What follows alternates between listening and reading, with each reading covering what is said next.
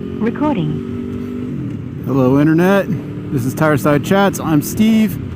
Welcome to my channel. Today I'm going on a little ride down the Vegas Strip with my kiddo. He likes to ride with me sometimes, and actually it's a bit overdue. And so while I was doing that, I figured I'd talk about riding with your kid, riding a motorcycle with your kid. So I started riding with my son on the back of my Magna, not this bike, but my Magna, which is like a smaller, like muscle cruiser, but I had some bags and a sissy bar on it. Anyway, I started with him riding on that when he was about 5 years old, and he loved it, but like all things with kids, they can only take it in little chunks at a time. So he loved it, but he inevitably falls asleep, which sounds really scary, but that's part of the reason why before I started, I got a little scooter strap. So he's got this little vest that he wears, and it straps him to me. So if he falls asleep and starts hanging off the side, he's still attached to me. He isn't gonna like fall off the bike or anything. But yeah, so anyway, getting started. So considerations for riding a motorcycle with kids. First thing, talk about, are they big enough? So the law for most states, I know some people ride with their kids on the gas tank, things like that, but the law for most states is their passenger has to be able to, their feet have to be able to touch the foot pegs, rest on the foot pegs. So if kid sits on the back and their feet can touch the foot pegs, and they can keep their feet on the foot pegs, awesome. There are some, I know there's a bunch of brands that make all kinds of kits to adjust foot peg position. So if you need to raise the foot pegs, if you really want to, you can,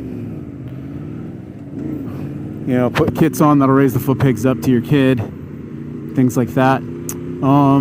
But that's pretty much the bottom line, is can your kids' feet touch the foot pegs? Next thing is gear. So I know you can't see it right now. I'll go over his gear later, but he's got my son's pretty much wearing motocross gear, because like DOT, with the exception of his helmet, he's got a full face DOT helmet.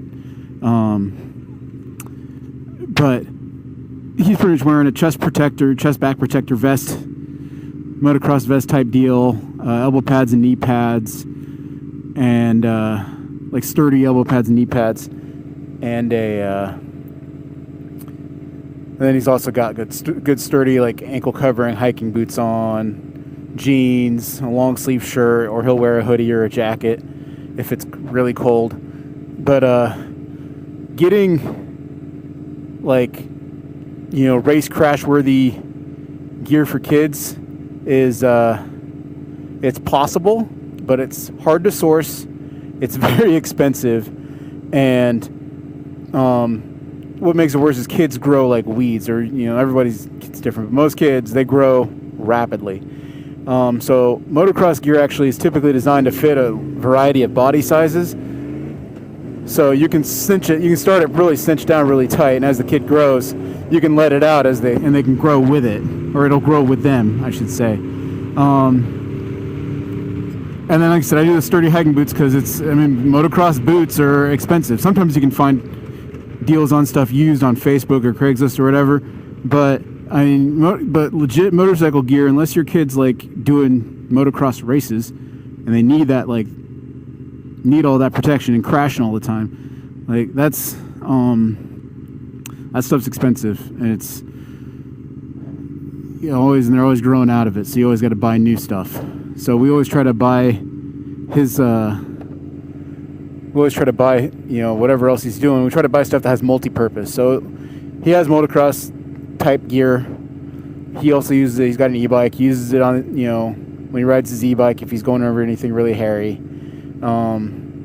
Same thing, motocross gloves and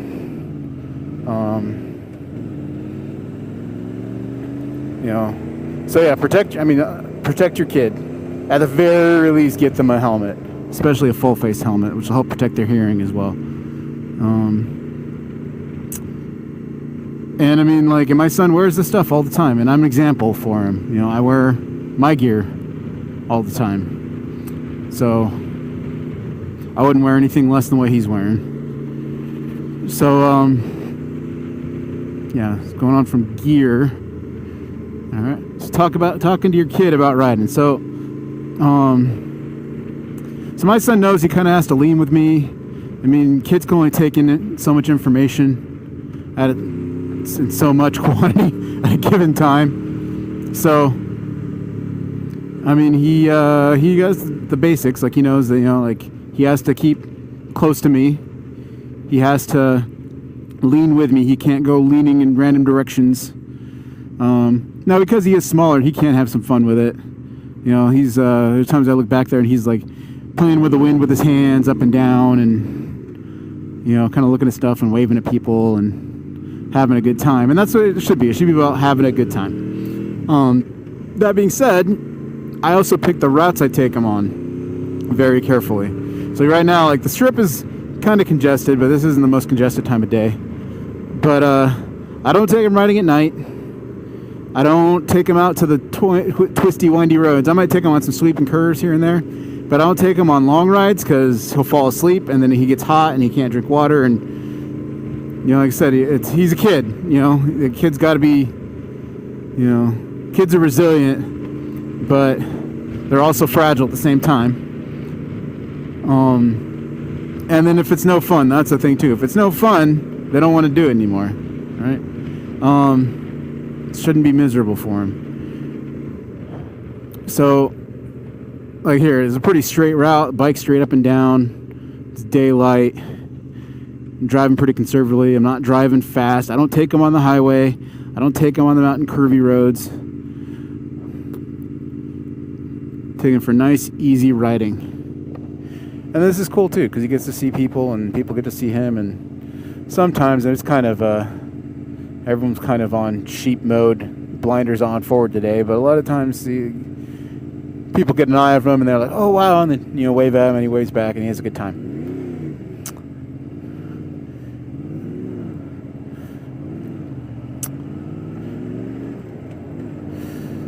And now, in terms of comm headsets, you're going to be hard pressed to find a child-sized helmet that has ear cutouts for a communication headset.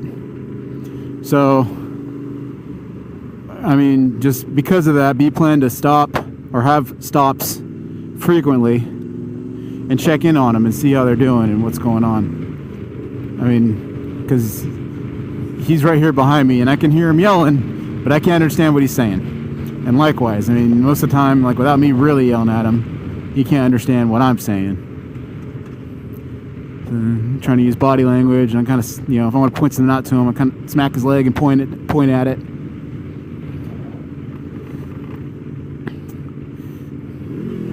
But yeah, no, I love doing it. It's a great way for me and my son to bond. He likes going on the ride. And usually at the end of almost any ride, he gets ice cream we go get ice cream somewhere. Kind of cement that feel good and nostalgia. But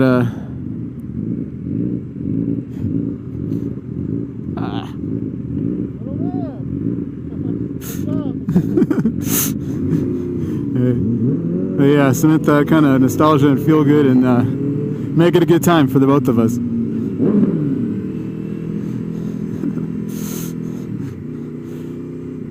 But yeah, so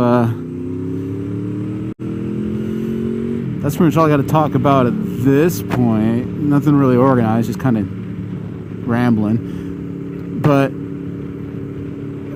probably the next time you see me, we're gonna be stopped for ice cream somewhere, and I'll go over what his gear looks like and what he's wearing and all that.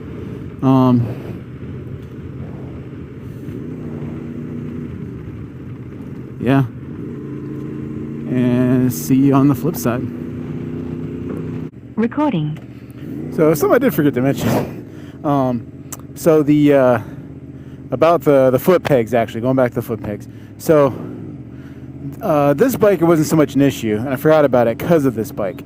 Now, the exhaust on this VFR is up underneath the tail, so it's pretty much out of the way, and you don't really got to worry about like your passenger, your pillion, or your kid burning themselves on it. Even then, actually, the foot pegs and everything here, it's not like you can really, if you really tried to, I suppose you could shove his foot in the wheel. But this bike is generally pretty good setup for the pillion in terms of keeping their feet and legs away from things. Now, the Magna,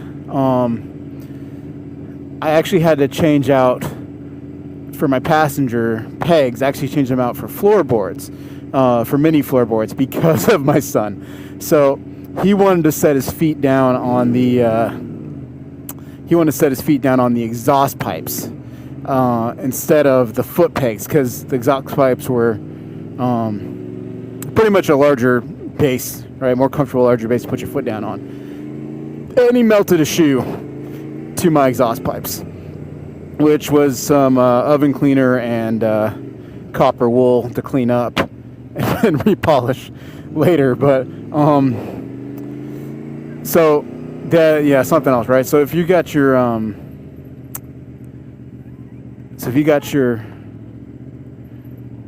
make sure whatever setup you got going on back there, that it's something where they're not going to do harm to them, obviously themselves or the bike. But yeah, that just came to mind as you're cruising down here. We're ready to turn around and head back the other way on the strip, and then go look for some ice cream. All right, and we're back. So kiddo here is gonna show as far as what all he's wearing for protective gear. So he's got a full face DOT helmet. Yeah, with a full visor. He's got some vents on there to help him breathe. And he's got chest protector with arm, shoulder pads, and a back protector on it. And then what he's wearing over that, yep, he's got his motocross gloves. Yep. And then the knee protectors. Yep, he's got his knee and shin guards and his elbow and forearm guards. Yep. And then what he's wearing over that, this vest right here, is a little scooter vest. So attached to it, it's got this buckle, and that goes around me. Yep, that goes around me and clips onto me. So if he falls asleep on the back there, he doesn't fall off the bike. He just drags me over. All right, you ready to go get some ice cream? Yep. All right, let's go get some ice cream. All right,